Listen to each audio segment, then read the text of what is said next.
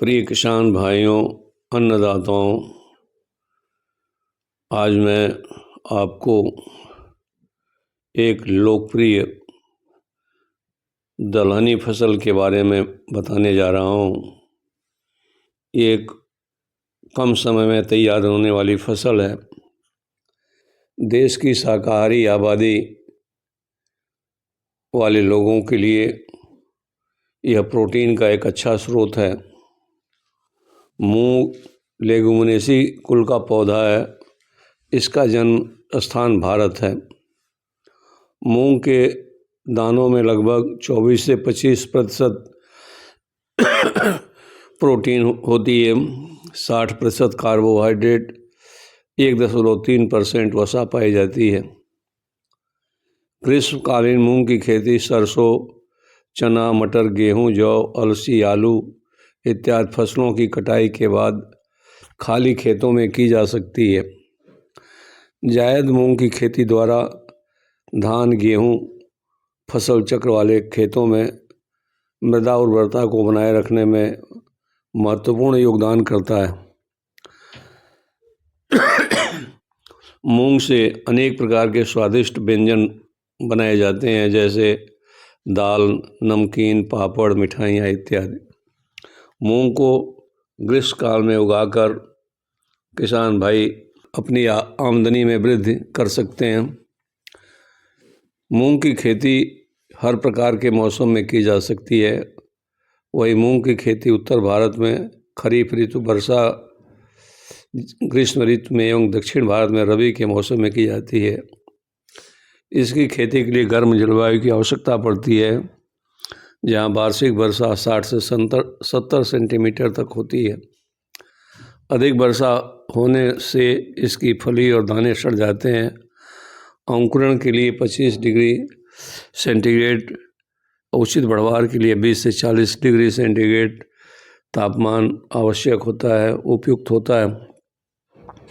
किसान भाइयों, यदि इसके मिट्टी की बात करें तो इसके लिए दोमट मिट्टी, जिसकी जल धारण क्षमता अच्छी हो, सर्वोत्तम होती है। उचित जल निकास वाली मटियार और बलुई दोमट मिट्टियों में भी मूंग की खेती की जा सकती है। मृदा का पीएच मान 7 से 7.5 होना चाहिए।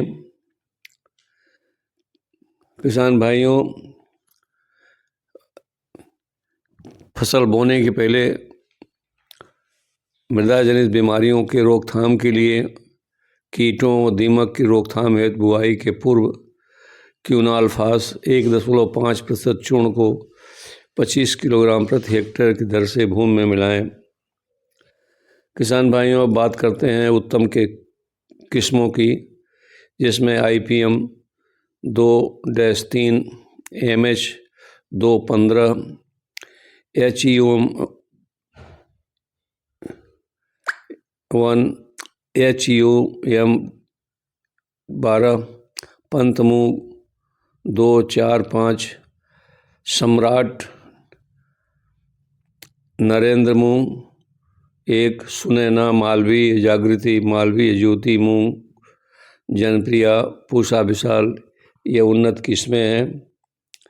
यदि आप इनकी बुआई करें तो अच्छी उपज प्राप्त होगी। बीज दर 12 से 15 किलोग्राम बीज प्रति हेक्टेयर की दर से बुआई कतारों में 30 से 40 सेंटीमीटर की दूरी पर करें एवं गर्मी के मौसम में मूंग की खेती के लिए 20 किलोग्राम बीज प्रति हेक्टेयर रखनी चाहिए। बुआई कतारों में 20 से 25 सेंटीमीटर की दूरी पर करें। किसान भाइयों, आप जानते ही हैं कि अच्छी फसल के लिए बीजोपचार भी बहुत आवश्यक है। बुआई से पहले 3 ग्राम थायरम या 1 ग्राम कार्बेंडाजिम या 5 से 10 ग्राम ट्राइकोडर्मा से प्रति किलो बीज की दर से उपचारित करिए।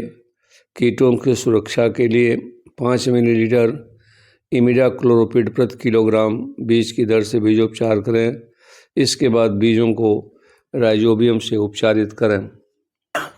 फास्फोरस की उपलब्धता बढ़ाने के लिए PSB कल्चर का भी प्रयोग करने से उपज में वृद्धि होती है। किसान भाइयों, मूंग की बुआई का उपयुक्त समय 15 मार्च से 15 अप्रैल तक है। बुआई यदि मार्च में ही कर लें तो फूल आते समय तापमान की वृद्धि ज़्यादा नहीं होगी। यदि देर से बोएंगे तो तापमान में वृद्धि होगी, फलियां कम बनने से उपज में भारी कमी हो सकती है। किसान भाइयों, मूंग की बुआई 0 टिलेज मशीन या सीड ड्रिल से पंक्तियों में करना चाहिए। कतार से कतार की दूरी 30 सेंटीमीटर और पौधे से पौधे की दूरी 10 सेंटीमीटर रखें। बीज की दूरी 4 से 5 सेंटीमीटर, बीज की गहराई 4 से 5 सेंटीमीटर रखें, जिससे अंकुरण अच्छा होता है। अब मैं खाद और उर्वरक की बात करता हूँ। 20 किलोग्राम नाइट्रोजन, 45 किलोग्राम फास्फोरस तथा 20 किलोग्राम पोटास प्रति हेक्टेयर की दर से देना चाहिए। नाइट्रोजन और फास्फोरस की पूर्ति के लिए DAP 100 किलोग्राम प्रति हेक्टेयर की दर से बुआई के समय ही 0 टिल ड्रिल सीड के मशीन में बने उर्वरक वाले बॉक्स में डाल दें। वहीं म्यूरेट ऑफ पोटास की मात्रा को प्रथम सिंचाई करने से पूर्व डालकर सिंचाई कर देना चाहिए।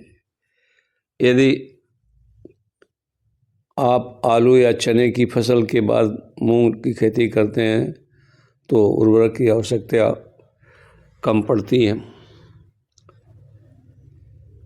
मूंग की खेती जायद ऋतु में करने के लिए गहरा पलेवा करके अच्छी नमी में बुआई करें।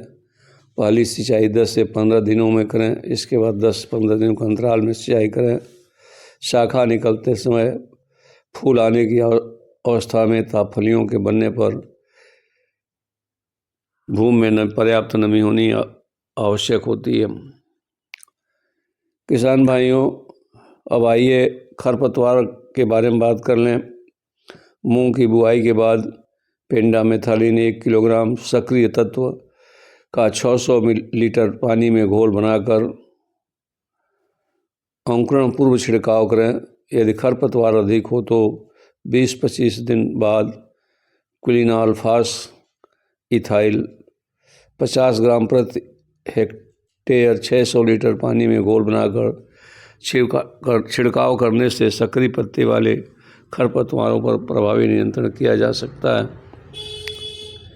किसान भाइयों, कहीं धूप और अधिक तापमान होने के कारण ग्रीष्मकाल में मूंग की फसल में रोगों और कीटों का प्रकोप कम होता है। पीला मोज़ेक मूंग में प्रायः रोग सफ़ेद मक्खी द्वारा फैलाया जाता है। सफ़ेद मक्खी के नियंत्रण के लिए रोगग्रसित पौधे दिखाई देते हैं तो उन्हें उखाड़ कर मिट्टी में दबा दें या जलाकर नष्ट कर दें।